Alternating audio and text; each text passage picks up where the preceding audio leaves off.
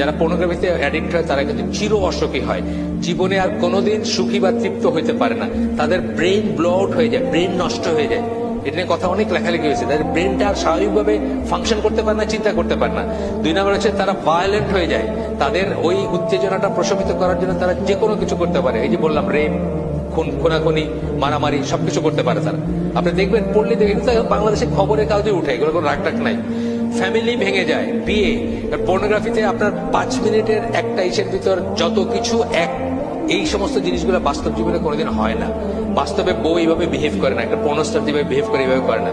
So আপনি বিয়ের সাথে সাথেই আপনার মনে দূর এটা কি করলাম, মানে বিয়েতে আপনি আপনার পর্নোগ্রাফি থেকে যে ইমাজিনেশন আসছে, জীবনে দেখলেন যে এটা তো কোনো ব্যাপার না।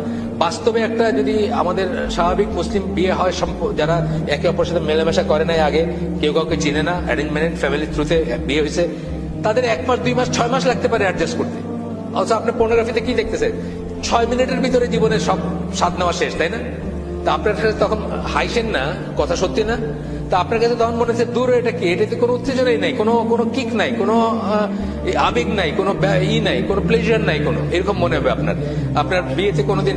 এরপরে পর্নোগ্রাফি থেকে আরেকটা যে হচ্ছে, আমাদের সমাজের ভিতরে এখন ইনসেস্ট শুরু হয়েছে। ইনসেস্ট, বাবা মেয়ে, ছেলে ভাই বোন, এই ধরনের দেখবেন পেপারে আসে, এসে আসে, অনেক ঘটনা আসে।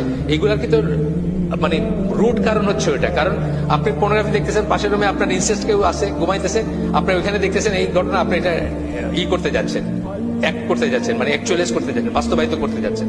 এরকম আমরা অনেক গল্প দেখি, পেপারে আসে, এসে আসে।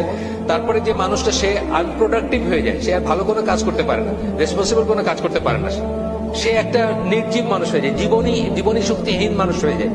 Over long period of time বদমেজাজি একটা বাজে লোক হয়ে যায় এবং পারভার্ট হয়ে যায়। পারভার্ট মানে বিকৃতি।